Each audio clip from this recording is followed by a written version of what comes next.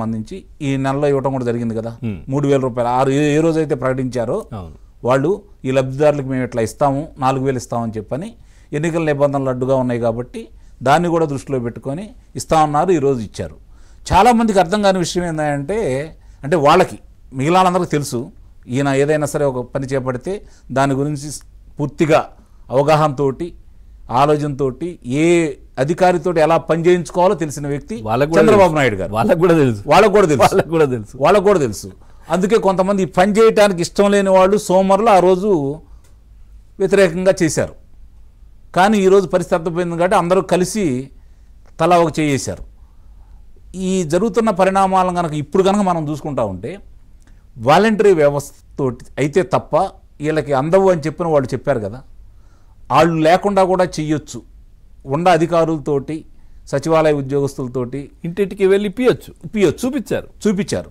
అది చేతులారా వాళ్ళకు వచ్చిన అవకాశాన్ని వాళ్ళు కావాలని చెప్పిన రాజకీయ లబ్ధి కోసం చేశారు. కాబట్టి ఇప్పుడు గుర్తుంచుకోవాల్సింది ఏంటంటే ఈ కూటమి సభ్యులకు నేను చెప్పేది, ప్రభుత్వానికి నా తరపు నుంచి నేను విన్నవించేది ఏంటంటే ఇది అర్థమైపోయింది కదా, దీనికి కారకులైనటువంటి వ్యక్తులు ఆ రోజు సిఎస్ జవహర్ రెడ్డి గారు, పంచాయతీరాజ్ శాఖ ముఖ్య నిర్వాహకులు వాళ్ళు, అలాగే ముఖ్యమంత్రి గారు, దీనికి కారకులైన వ్యక్తులు, వీళ్ళందరి మీద కూడా మీరు శాఖాపరమైన చర్యలు తీసుకొని వాళ్ళ మీద 302 సెక్షన్ పెట్టాలా. ఎందుకంటే ఇంతమందిని చచ్చిపోవడానికి కారకులు అయ్యారు కదా, వాళ్ళ మీద కూడా పెట్టాలి. అప్పుడు కానీ ప్రజలకు అర్థమవుతుంది. ముఖ్యంగా ఇద్దరు రెడ్లు, సరే జవహర్ రెడ్డి, జగన్మోహన్ రెడ్డి ఇద్దరి వల్ల 31 మంది ప్రాణాలు కోల్పోయారు. మళ్ళీ వీళ్ళు కూడా ఇచ్చారు కదా. మామూలుగా గ్రామీణ ఈ శాఖలు చూసేవాళ్ళు, పంచాయతీరాజ్ శాఖ చూసేవాళ్ళు కూడా మాకు సిబ్బంది తరుగ్గా ఉంది ఇవ్వలేము అని చెప్పారు. వీళ్ళు కూడా దాన్ని సహకరించారు కదా. వీళ్ళు ఇస్తామని అయితే ఏం చెప్పలేదు కదా. అవును, అంటే వీళ్ళు ఇంకా పైన వాళ్ళు చెప్తే ఇంకా వాళ్ళు ఏం చేస్తారు సార్, చెప్పించారు. ఇప్పుడు మీకు చిన్న ఉదాహరణ చెబుతాను. పివి నరసింహారావు గారు ముఖ్యమంత్రిగా ఉన్న సందర్భంగా అప్పుడు ఆంధ్ర ఉద్యమ నాయకుడు కాకాని వెంకటరత్నాయుడు గారు చనిపోతే ఉధృతంగా జరుగుతున్న ఉద్యమం జరుగుతున్న సందర్భంలో ఆయన అక్కడికి వెళ్ళటానికి బయలుదేరితే అక్కడ ఉన్నటువంటి సిఎస్ గారు అభ్యంతరం చెప్పారు. మీరు వెళ్ళటానికి లేదు, చాలా ఉధృతంగా జరుగుతుంది అక్కడ అని చెప్పంటే నేను ముఖ్యమంత్రి అయినా సరే నేను అధికారిని, నేను చూసుకోవాల్సింది మీ భద్రత కాబట్టి అని చెప్పారని చెప్పి మనం తెలుసు. అది అంటే అధికారి గనక తన యొక్క విధుల్ని సక్రమంగా నిర్వహిస్తే ముఖ్యమంత్రి అయినా ప్రధానమంత్రి అయినా దాన్ని తలొగ్గాల్సిందే. అంతే కదా సార్. ఇప్పుడు ప్రధానమంత్రి గాని ముఖ్యమంత్రి గారు నేను వెళ్తానంటే వద్దు అంటే ఆగిపోవాలి కదా. చుట్టూన్న సెక్యూరిటీ వాళ్ళు కానీ ఆఫీసర్స్ మీరు అక్కడికి వెళ్ళడానికి లేదు అంటే పొద్దున ఏదైనా మమ్మల్ని అడుగుతారు, అంటే మా బాధ్యత మిమ్మల్ని కాపాడుకోవడం. ఇప్పుడు వీళ్ళు తప్పించుకోవడానికి వాళ్ళు చేస్తే మేము చేసామని ఇప్పుడు కొంతమంది సన్నాయి నొక్కులు నొక్కుతున్నారు కదా. ఇప్పుడు ముఖ్యమంత్రి గారి దగ్గరకు వచ్చో లేకపోతే ప్రజాప్రతినిధుల దగ్గరకు వచ్చో వాళ్ళు బలవంతం చేశారు, బెదిరించారని చెప్పని బెదిరిస్తే ఏమవుతుంది? ఇక్కడ కాదు ఇంకోసారి పంపిస్తారు. స్థానశాలనే జరుగుతుంది తప్ప ప్రాణాలు అయితే తీరు కదా. మీకు వచ్చిన ఇబ్బంది ఏం లేదు కదా. ప్రాణాలు పోయిన సంఘటనలు కూడా ఉన్నాయి కదా సార్. ఉన్నాయి. దేనికైనా తెగించారు. అందరూ పెండౌన్ చేశారనుకోండి ఏం జరుగుతుంది? నిజమే. ఏ నియంత అయినా ఏం చేయగలుగుతాడు? దానికి లొంగిపోయినప్పుడే కదా ఆయన ఇలాంటి వికృత చేష్టలు చేసేది. నియంతత్వ పోకడలు, రాజరిక పోకడలతోటి ఎలా ఉండాలనేది 5 సంవత్సరాల్లో ఆంధ్ర రాష్ట్ర ప్రజలు చూశారు.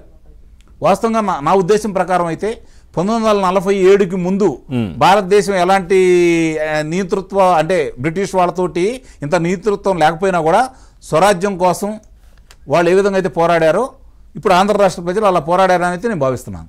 స్వాతంత్రం కోసం పోరాడారు, ఈరోజు విజయం సాధించారు. ఆ రోజు దొంగలు ఉన్నారు వాళ్ళకి సహకరించిన వాళ్ళు. చరిత్ర చూసుకుంటా ఉంటే ఇప్పుడు రాజకీయ నాయకుల చరిత్ర చూసుకుంటా ఉంటే వాళ్ళ తాతలు ముత్తాతలు ఏం చేశారో అందరికీ తెలుసు. కాబట్టి ఇక్కడ చాలా స్పష్టంగా పనిమంతుడికి పనికి మాలినాడికి ఉన్న వ్యత్యాసం అనేది మనం మళ్ళీ చెప్పాల్సిన అవసరం ఈరోజు ఉందనే చెబుతున్నాను. చిన్న కొటేషన్లో పూర్తిగా చెప్పేసి అంతే కదా. కాబట్టి ఇప్పుడు జరుగుతున్న పరిణామాలు ఇది ఒకటే కాదండి. ఈరోజు ఆంధ్ర రాష్ట్రానికి ఎంత విపత్తు సంభవించింది అంటే పోలవరం, అమరావతి ఈ రెండు కూడా ఈరోజు ప్రధాన అంశాలు. ఏపీ అంటే ఆంధ్రప్రదేశ్ అంటే ఏ అంటే అమరావతి, పి అంటే పోలవరం. ఇప్పుడు దాంట్లో వచ్చే తల్లికి నీకు వీళ్ళు చేసిన నిర్లక్ష్యం వల్ల ఈరోజు 4 సంవత్సరాలు ఇంకిపోయింది కదా. 4 సంవత్సరాలు ముందు పూర్తి అవ్వాల్సింది, లేదంటే 2022 పూర్తి అయితే ఇప్పుడు ఇంకో 4 సంవత్సరాలు వెనక్కిపోతే అంటే 6 సంవత్సరాలు. ఈ 6 సంవత్సరాల్లో 60 పైసలకు విద్యుత్ అందేది కదా. అవును. ఎంత ఆదాయం వచ్చేది ఈరోజు? అంటే వాళ్ళు లబ్ధి పొందడం కోసం ఎందుకు చెబుతున్నానంటే ఇది ప్రజలు కూడా గమనించాలి. వాళ్ళు లబ్ధి పొందడం కోసం వాళ్ళు విద్యుత్ సంస్థలతోటి ఒప్పందం చేసుకుంటే చంద్రబాబు నాయుడు గారు దాన్ని రద్దు చేసి రూపాయలు 20 రూపాయల పైన విద్యుత్ కొన్నారు వీళ్ళు. ఎందుకోసం? కమిషన్ల కోసం. పోటీపడి ఇక్కడ ఈయన అక్కడ ఆయన. కమిషన్ల కోసం, అంటే వాళ్ళు లబ్ధి చేకూర్చడం కోసం. మీకు ఇంకో విషయం కూడా చెబుతాను, మీరు అందుట్లో మీరు బాధితులే కదా. అవును, మీ సంస్థ బాధితులే, ఈనాడు బాధితులే, అందరూ DV5 దానికి సంబంధించిన వాళ్ళు, మహా న్యూస్ వీళ్ళందరూ ఉన్నారు కదా. దుష్ట చేతుష్టం అని చెప్పి ఎక్కడ పడితే అక్కడ మాట్లాడాడు కదా. మీ మీద కూడా ఎంత అరాచకం చేశాడు. అవును, ఆంధ్రప్రదేశ్ అతను లబ్ధి ఎక్కడ చేకూర్చాలని ప్రయత్నం చేశాడో చెప్తున్నాను నేను.